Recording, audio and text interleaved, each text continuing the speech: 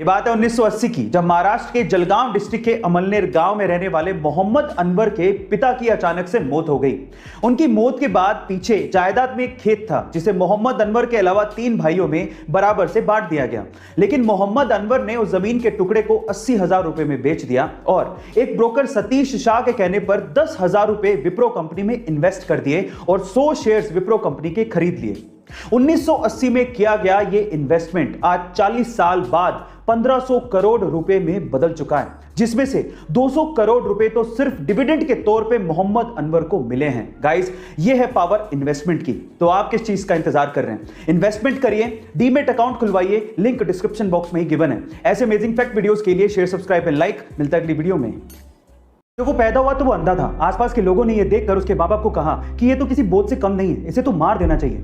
अंधा होने की वजह से बमुश्किल उसे किसी स्कूल में एडमिशन मिला, लेकिन वो पढ़ने में बहुत होशियार था। 10th में 90% मार्क्स बनाने के बाद वो 11th में साइंस लेना चाहता था, लेकिन आंध्रा का कोई भी स्कूल उसे एडमिशन देने को तैयार ही नहीं था। कोर्ट में लड़ाई लड़ने के बाद उसे साइंस में पढ़ने को मिला।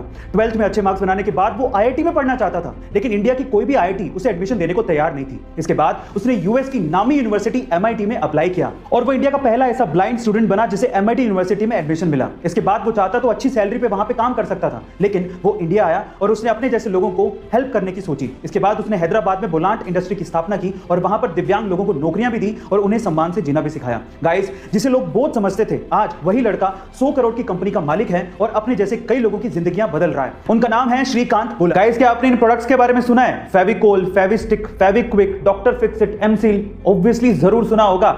लेकिन क्या आपको पता है कि सारे के सारे प्रोडक्ट एक ही कंपनी ओन करती है, जिसका नाम है पीडीलाइट इंडस्ट्रीज। और पीडीलाइट इंडस्ट्रीज के फाउंडर और ओनर है मधुकर पारिक, जो कि पूरे इंडिया के 70वें सबसे अमीर आदमी हैं, जिनकी नेटवर्थ 13,000 करोड़ से भी ज्यादा है। अब आप लोग सोच रहे होंगे कि शायद मधुकर पारिक जी पुश्तैनी रईस रहे होंगे, लेकिन ऐसा नहीं है। मैं आपकी जानकारी के लिए आपको बता दूं कि एक समय ऐसा था जब मधुकर पारिक जी मुंबई में एक लकड़ी व्यापारी के यहां पर पियोन की तरह काम करते थे। गाइस, इसलिए कहते हैं कि बड़े सपने की शुरुआत हमेशा छोटे से ही होती है। काम छोटा या बड़ा नहीं होता, इरादे मजबूत होने चाहिए। जनरली क्रेडिट कार्ड को यूज करने से हम लोग डरते हैं, लेकिन एक आयरिश बंदा सिर्फ क्रेडिट कार्ड को यूज करते हुए मिलियनेयर बन गया। कैसे? मैं आपको बताता हूं। अगर आप क्रेडिट कार्ड यूज करते हो तो आपको यह पता होगा कि आप जितना यूज करोगे कंपनी आपको उतना ही ज्यादा रिवॉर्ड देती है। अब इस आयरिश बंदे ने उसी चीज का फायदा उठाया। यह बंदा क्या करता था, क्रेडिट कार्ड से सबसे पहले $500 का गिफ्ट कार्ड खरीदता, फिर उसके बाद उसी गिफ्ट कार्ड को वो एनकैश करता, फिर उसी कैश से क्रेडिट कार्ड का बिल वापस भर देता। उसने कभी क्रेडिट कार्ड से परचेजिंग की ही नहीं।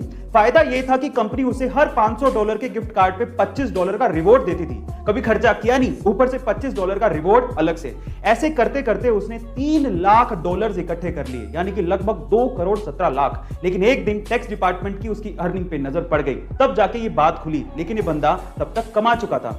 आपको इस जुगाड़ के बारे में क्या कहना है कमेंट सेक्शन में जरूर लिखिएगा। ये बात है 15 मार्च सन 1959 की, जब मुंबई की एक छत पे 7 घरेलू महिलाएं इकट्ठी हुई।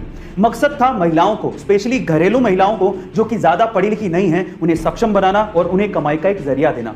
शुरू में इन 7 महिलाओं ने 80 रुपए उधार लेके पापड़ बनाना शुरू किया और जब 1 किलो पापड़ बनाने में 50 पैसे का प्रॉफिट हुआ तो इन महिलाओं में जोश आ गया, क्योंकि 1959 में 50 पैसे का प्रॉफिट भी बहुत बड़ी बात हुआ करती थी। फिर क्या था, इन महिलाओं के विजन से और भी महिलाएं इनके साथ जुड़ती चली गई और आज इस कंपनी में 45,000 से ज्यादा महिलाएं काम करती हैं। ये कंपनी 15 से ज्यादा देशों में अपने प्रोडक्ट सेल करती है और जो कंपनी 80 रुपए उधार लेके शुरू हुई थी, आज वो कंपनी 1600 करोड़ रुपए की कोऑपरेटिव कंपनी बन चुकी है, जिसकी वन ऑफ को फाउंडर है जसवंती बेन। गाइस, मैं बात कर रहा हूं लिज्जत पापड़ कंपनी की। आपको ये स्टोरी कैसे लगी चैट सेक्शन में जरूर लिखेगा और ऐसे अमेजिंग वीडियोस के लिए शेयर, सब्सक्राइब एंड लाइक। मिलते हैं अगली वीडियो में।